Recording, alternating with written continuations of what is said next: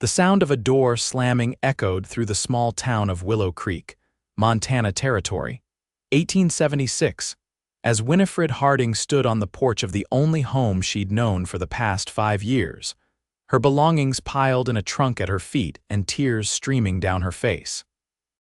Her brother-in-law's final words still rang in her ears. "You ain't family no more, Winnie. Not without Thomas. We got our own mouths to feed." 6 months a widow and now homeless, Winifred clutched the locket containing a snippet of her late husband's hair. Thomas had succumbed to pneumonia after a brutal winter, leaving her with nothing but memories and the clothes on her back. His family had tolerated her presence only as long as propriety demanded, but with spring came their true feelings. She was a burden they no longer wished to carry. At 24, Winifred had already weathered more storms than most. Orphaned at 16, married at 19, and widowed by 23, life had taught her hard lessons. But nothing had prepared her for the betrayal of the family she'd come to consider her own. The late afternoon sun beat down on her bonnet as she considered her options. The general store might hire her, but the owner's wife had never liked her much. The schoolhouse already had a teacher. The saloon, well, respectable women didn't work in saloons unless truly desperate. "Madam." "You all right there?" The deep voice startled her from her thoughts. Winifred hastily wiped her tears, embarrassed to be caught in such a state. Looking up, she saw a tall man atop a dappled gray horse. His face was partially shadowed by a wide-brimmed hat, but she could see kind eyes studying her with concern. "I'm fine, thank you," she lied, straightening her spine and attempting to salvage her dignity. The stranger dismounted in one fluid motion, revealing broad shoulders and a frame hardened by work. He wasn't dressed like the local cowboys. His clothes were trail-worn but of good quality, and he carried himself with a quiet confidence. "Begging your pardon, but you don't look fine." He removed his hat, revealing sandy brown hair and a face weathered by sun and wind. "Name's Mitchell Westbrook. Just passing through town when I noticed you standing here with that trunk, looking like someone just stole your last dollar." Winifred hesitated. Ladies weren't supposed to speak with strange men, but then again, ladies weren't supposed to be thrown out by their in-laws either. "Winifred Harding," she replied. "And it's not my last dollar they've taken, Mr. Westbrook. It's my home." His brow furrowed as he glanced at the house behind her, then back to her face. "Family trouble?" "Former family," she corrected, surprising herself with the bitterness in her voice. "My husband's kin. They've decided a widow's no longer worth keeping around." Mitchell Westbrook's jaw tightened and something flashed in his eyes, anger perhaps, though not directed at her. "That ain't right," he said simply.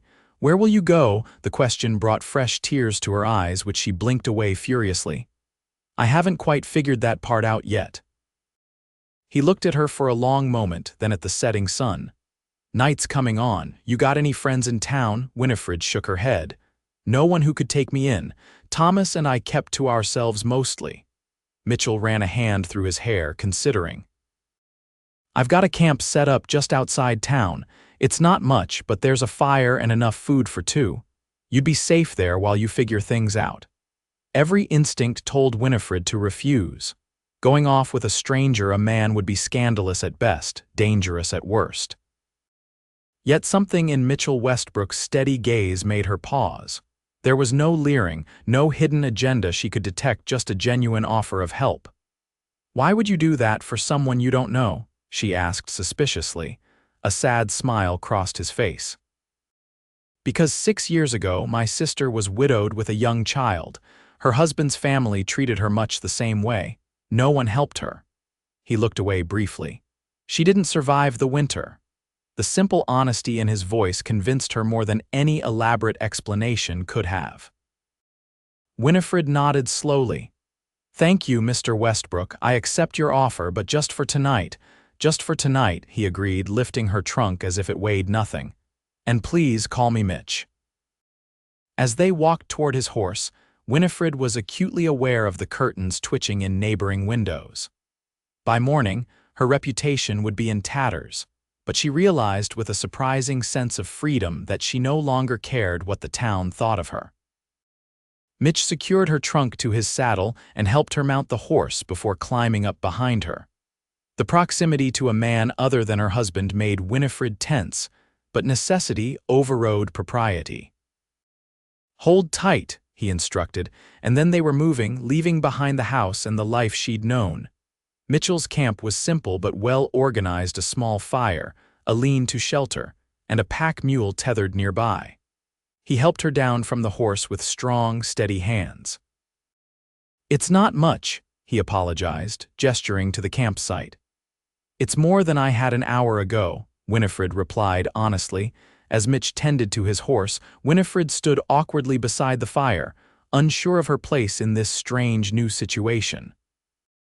The weight of the day's events suddenly crashed down upon her, and she sank onto a log near the fire, removing her bonnet with trembling hands. Mitch returned with a tin cup of coffee. "Thought you might need this. It's strong enough to stand a spoon in, fair warning." The warmth of the cup in her hands was comforting. "Thank you," she said, taking a cautious sip. The coffee was indeed strong, but the bitter taste grounded her, bringing her back to the present moment. "You hungry?" he asked, already reaching for a pot. "You don't need to trouble yourself." "No trouble," he interrupted. "Got some beans and bacon, simple trail food but filling." As he moved about the camp preparing the meal, Winifred found herself studying him. Mitchell Westbrook didn't match any of the cowboys or drifters she'd encountered before. He was older than her, perhaps 30, with a calm competence in his movements. "Where are you headed, Mr. Westbrook?" "Wyoming territory," he answered, stirring the pot. "Got some land there." "A small ranch I've been building up over the past few years." "Alone?" The question slipped out before she could stop herself. A half-smile crossed his face. "Just me and the cattle so far, and please, I meant it about calling me Mitch." They ate in companionable silence as darkness fell completely. The beans were plain but satisfying, and Winifred realized she hadn't eaten since morning, too upset by her in-law's ultimatum. "You want to talk about what happened?" Mitch asked eventually, setting aside his empty plate. Winifred stared into the fire. "There's not much to tell. Thomas, my husband, died this past winter. His family let me stay on, but I always felt their resentment. Today, his brother finally said what they've all been thinking, that I'm a burden, that I've overstayed my welcome, that I should move on." "Where's your own family?" "Gone. My parents died when I was 16. I had no siblings." She twisted her wedding band absently. "Thomas was my family, and then his family. I thought I was wrong." Mitch poked at the fire, sending sparks spiraling upward. "People can surprise you with their cruelty, and sometimes with their kindness too." "Like offering shelter to a stranger?" Winifred asked, meeting his eyes across the flames. He nodded, a faint smile tugging at his lips. "What will you do now?" The question had been circling in her mind all evening.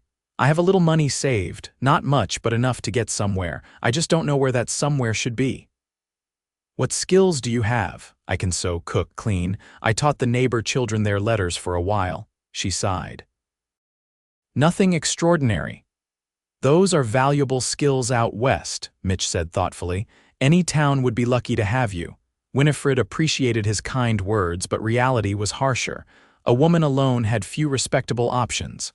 "Perhaps," she said noncommittally. As the fire burned lower, Mitch showed her to the lean-to.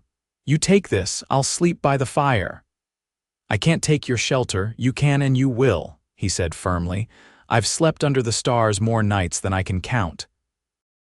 Grateful but uncomfortable with his sacrifice, Winifred settled into the lean-to, wrapped in a blanket he provided. Despite the day's emotional turmoil, physical exhaustion soon overtook her, and she drifted to sleep watching the silhouette of her unexpected guardian sitting by the fire. Dawn broke with a chorus of birdsong. Winifred woke disoriented, momentarily forgetting where she was until the events of the previous day came rushing back. She emerged from the lean-to to find Mitch already up, tending a fresh fire with coffee brewing. "Morning," he greeted her. "Sleep all right?" "Better than I expected," she admitted, smoothing her rumpled dress. Thank you. He handed her a cup of coffee. Thought about what you're going to do, the question hung between them. In the light of day, Winifred's options seemed even more limited than before. Return to town and face humiliation while begging for work. Travel to the nearest city and hope for the best. I've been thinking, Mitch said when she didn't respond. I'm heading to my ranch in Wyoming. It's 3 weeks' ride from here. I could use some help getting there and then. He hesitated. And then you'd have a place to stay while you figure out your next steps. Winifred stared at him. You're offering to take me with you, a complete stranger. You're not exactly a stranger anymore, he pointed out, and yes, I am. The journey's safer with two, and I meant what I said about needing help. My place is rough, just a cabin and some outbuildings so far. Could use a woman's touch if you're willing. The impropriety of his suggestion should have shocked her, but Winifred found herself considering it seriously. What awaited her in Willow Creek except scorn and struggle? People will talk, she said quietly. Mitch shrugged. Let them, we'll be long gone. Why are you really doing this? His expression grew serious. Because when I saw you standing there with nowhere to go, I thought of my sister. Because I believe people should help each other, and because... He looked away briefly. Because I've been alone a long time and maybe I'm tired of it. The honesty of his answer touched her. Still, caution made her ask, what exactly would you expect of me, Mr. Westbrook? Understanding her meaning immediately, he shook his head firmly. Nothing improper, Mrs. Harding. You have my word. I'm offering safe passage and shelter, nothing more. Winifred believed him. Something about Mitchell Westbrook inspired trust, a rare quality in a world that had given her little reason to trust anyone.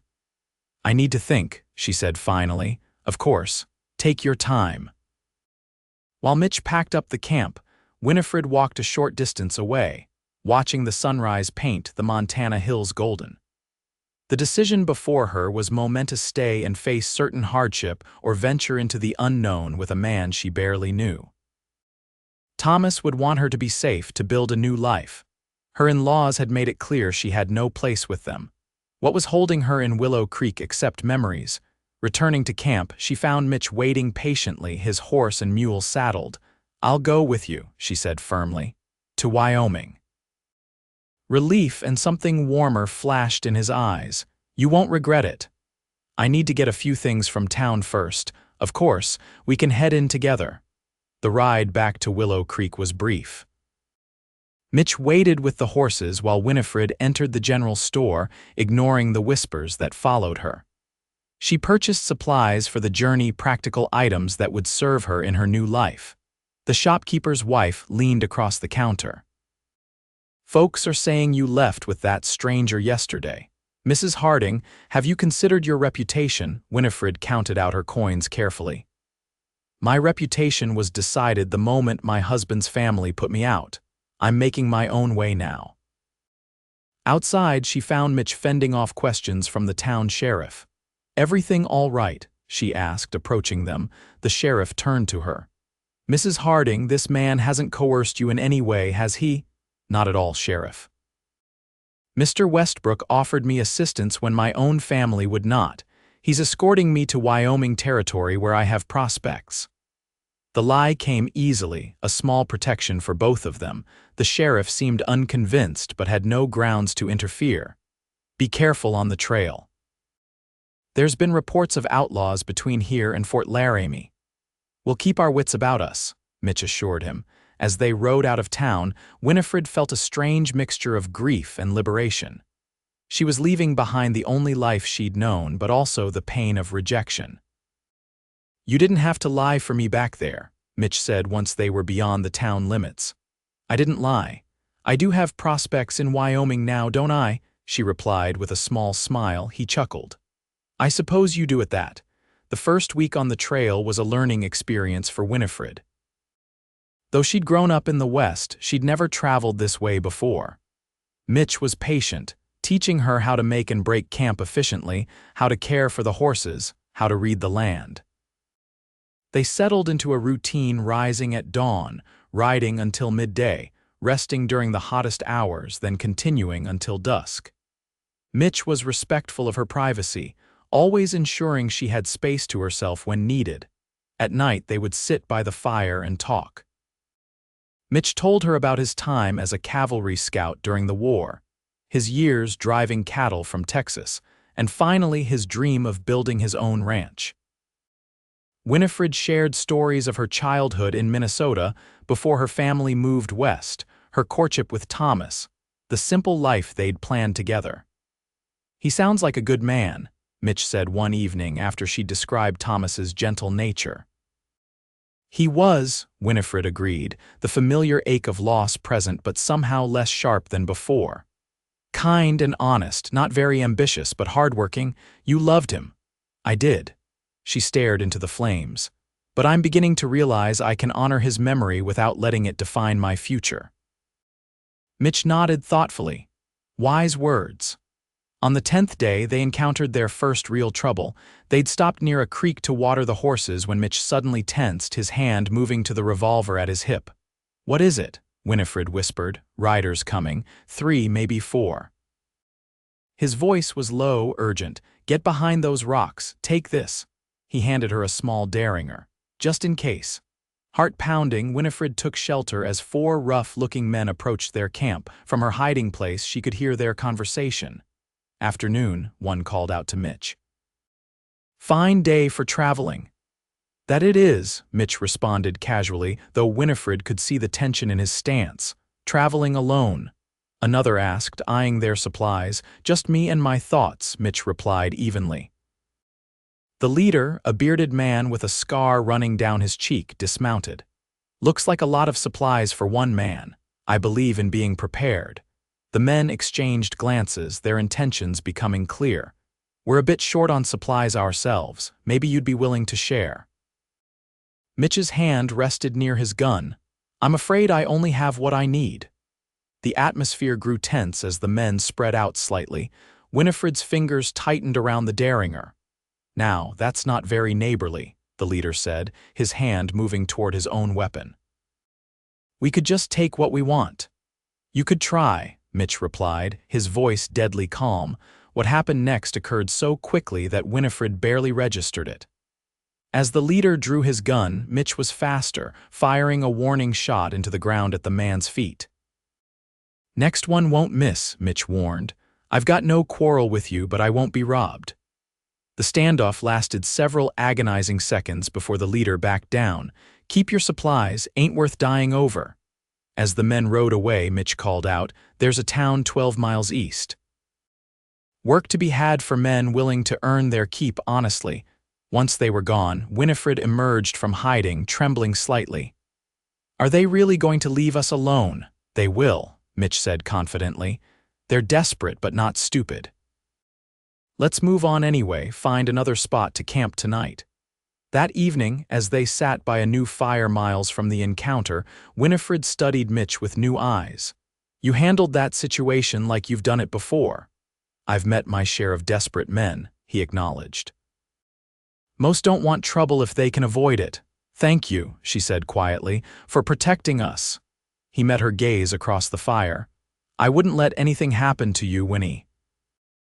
It was the first time he'd used the diminutive of her name, and something about the way he said it made her heart beat faster.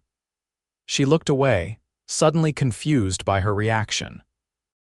The next morning, they continued their journey, both of them careful to avoid mentioning the moment of connection they'd shared.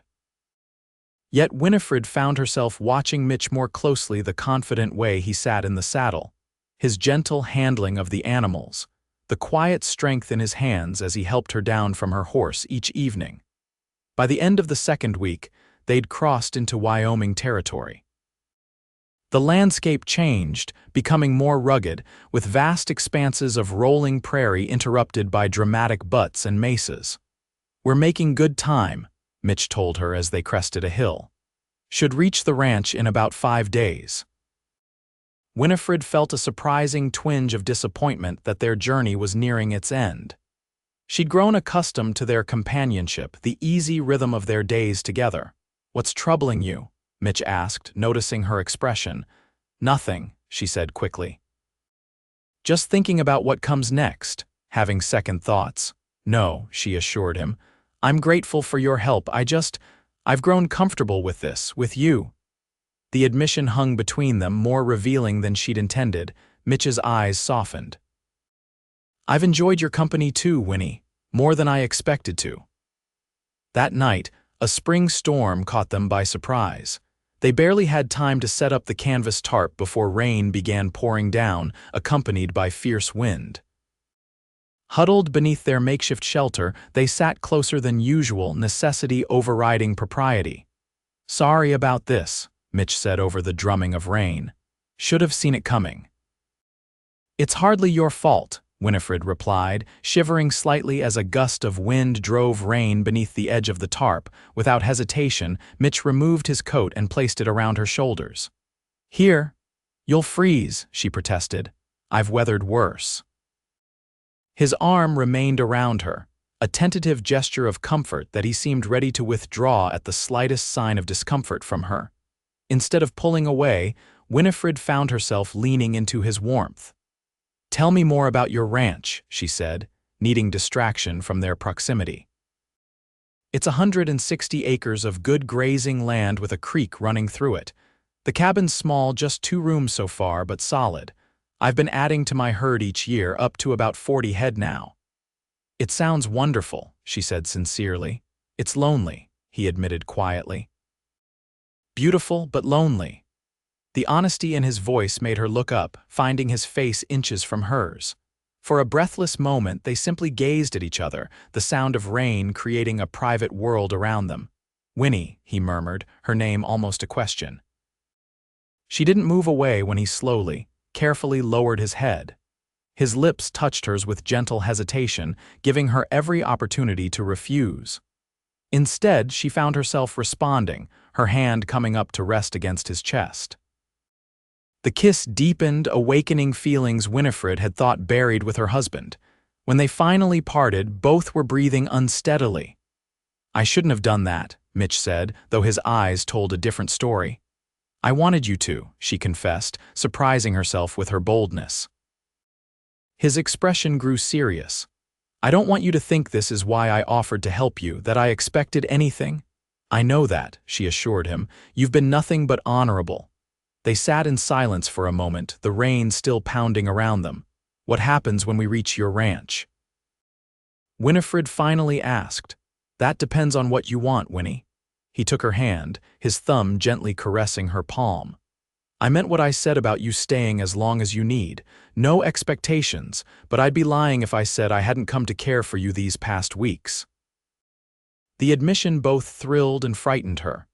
This is happening so fast. I know, and I'll understand if you need time or if you decide to move on once we get there. Winifred considered his words carefully. In the short time she'd known Mitchell Westbrook, he'd shown her more kindness and respect than she'd received in years. She felt safe with him, comfortable in a way she hadn't expected to feel again. I care for you too, she said softly, but I'm still finding my way after Thomas. I need to be sure of my own heart. Mitch nodded, understanding in his eyes. We have time, no need to rush anything. The storm passed by morning, leaving behind a freshly washed landscape. They continued their journey with a new awareness between them, stolen glances and lingering touches adding a sweet tension to their interactions. As they drew closer to their destination, Mitch grew increasingly animated, pointing out landmarks and sharing stories about the land. His passion for his ranch was evident in every word. There it is, he said on the 5th day, reining in his horse atop a gentle rise. Westbrook Ranch. Below them stretched a verdant valley, bisected by a meandering creek. A small cabin stood near a cluster of cottonwood trees with corrals and a barn nearby. Cattle grazed on the distant hillsides. It's beautiful, Winifred breathed, taking in the peaceful scene. It's home, Mitch said simply, a hint of pride in his voice, or it will be in time. They rode down into the valley, approaching the cabin that would become Winifred's temporary home. As Mitch had warned, it was modest, a main room with a stone fireplace, a separate bedroom, sturdy furniture crafted by hand. Yet there was a warmth to it, a sense of care in every detail. It's not much, Mitch apologized as he showed her around. "It's perfect," she countered. "You've built something real here, Mitch. Something lasting." The next days fell into a new routine as Winifred settled into ranch life. She took charge of the cabin, cleaning and organizing, while Mitch tended to the cattle and property. They worked well together, finding a natural rhythm that spoke of compatibility beyond their growing attraction. In the evenings, they would sit on the porch, watching the sunset paint the Wyoming sky in spectacular colors. One such evening, a week after their arrival, Mitch turned to her with a serious expression. "I've been thinking, Winnie, about what happens next." She set down her coffee cup. "Oh. You said you needed time, and I respect that, but I want you to know that I'd like you to stay, not just for now, but permanently." Her heart quickened. "Mitch, let me finish," he said gently.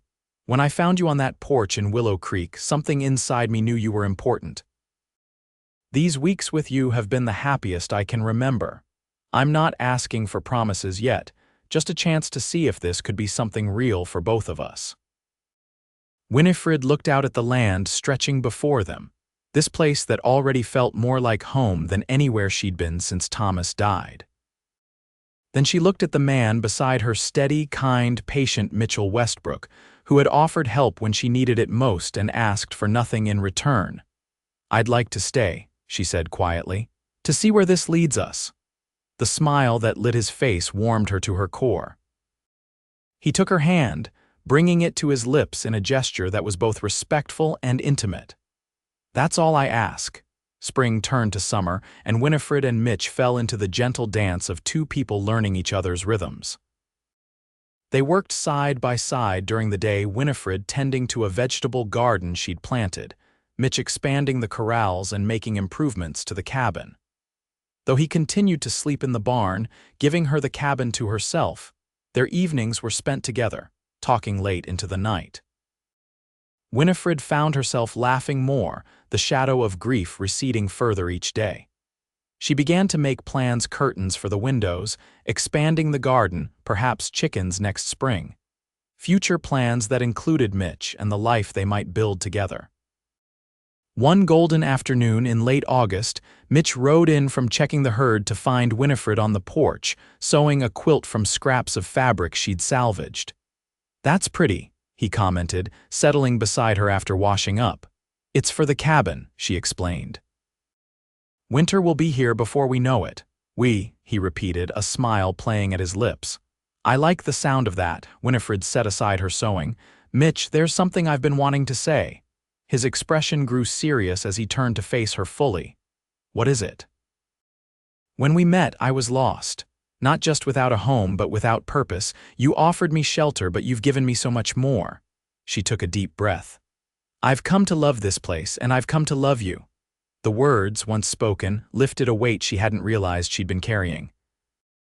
Mitch's eyes widened, then softened with emotion. "Winnie," he said, his voice rough with feeling, "I've loved you since that night in the storm, maybe even before that." He reached for her hands, holding them between his own. "I don't want to replace what you had with Thomas. I know that's not possible, but I want to build something new with you if you'll have me." "I would like that very much," she whispered. Mitch reached into his pocket, withdrawing a simple gold band. "I got this in town last week. I've been carrying it, waiting for the right moment." He looked at her uncertainly. "Is this too soon?" Winifred felt tears gathering in her eyes, but they were tears of joy, not sorrow. "No," she said firmly, "it's not too soon." He slid from the bench to one knee before her. "Winifred Harding, would you do me the honor of becoming my wife?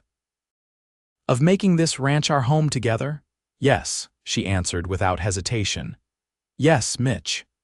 As he slipped the ring onto her finger, Winifred thought of that day in Willow Creek, standing alone on a porch with nowhere to go. How strange that the worst day of her life had led her to this moment, to this man, to this future she could never have imagined. They were married 2 weeks later by a traveling preacher, with a handful of neighboring ranchers as witnesses. That night, as Mitch carried her across the threshold of their cabin, Winifred felt a sense of rightness, of belonging. "Welcome home, Mrs. Westbrook," he murmured against her hair. "I've been home since the day you found me," she replied, reaching up to trace the beloved contours of his face. You became my family when I had none. He kissed her then, sealing their promise to each other as the stars appeared one by one in the Wyoming sky. 1 year later, Winifred stood on the porch of their expanded cabin, watching Mitch return from town with supplies. Their ranch had flourished, the herd nearly doubled, the cabin now boasting 3 rooms instead of 2, and a proper garden producing vegetables in abundance. As he dismounted, Winifred placed a protective hand over her swelling belly, feeling their child stir beneath her palm. Mitch's face lit up at the sight of her as it did every time they'd been apart, even briefly. "How are my girls doing?" he asked, climbing the steps to embrace her. "We're perfect," Winifred assured him, leaning into his strength. "Though your daughter is quite active today." "Takes after her mother," Mitch teased, placing his hand beside hers to feel the baby's movements. The sound of hoofbeats made them both turn. A wagon was approaching, driven by a man Winifred didn't recognize. "Were you expecting anyone?" she asked Mitch. He shook his head, stepping slightly in front of her as the wagon drew closer. The driver pulled up in the yard and set the brake. "Mitchell Westbrook," he called. "That's me," Mitch confirmed cautiously. "Got a letter for you. Came to the general store from back east." The man extended an envelope. Mitch thanked him, offering water for his horses before he continued on his way. Once the stranger had departed, Mitch examined the letter with a puzzled expression. "Who's it from?" Winifred asked, curious. "My sister's husband's family, I think." He opened it carefully, reading the contents with growing surprise. "It's about my nephew, my sister's boy. He's alive, Winnie. They've been raising him all these years, but now they can't keep him. They're asking if I would take him." Winifred squeezed his arm. "Your sister's child." "The one you thought was lost with her," Mitch nodded, emotion making his voice rough. "He'd be 10 now. Samuel, they've called him. When would he arrive? They're sending him on the train next month, if we agree." He looked at her uncertainly. "Winnie, I know we're expecting our own child and taking in a boy we don't know." She placed her fingers against his lips, silencing his concerns. "He's family, Mitch. Your blood, of course we'll take him." Relief and love flooded his expression. "Are you sure?"